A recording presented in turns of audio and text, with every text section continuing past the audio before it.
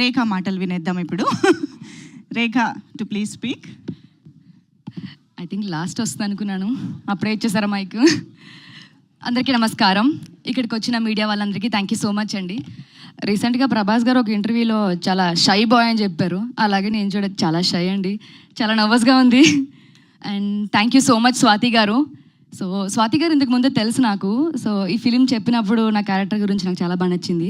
So once లొకేషన్కి వెళ్ళిన తర్వాత డైరెక్ట్ చేస్తుంటే అనిపించింది, ఈవిడికి ఫస్ట్ ఫిలిమేనా, ఇంతకు ముందు ఏమైనా చేశారా అని. సో ఎంత ఎక్స్పీరియన్స్గా అనిపించారు నాకు. థ్యాంక్ యూ స్వాతి గారు.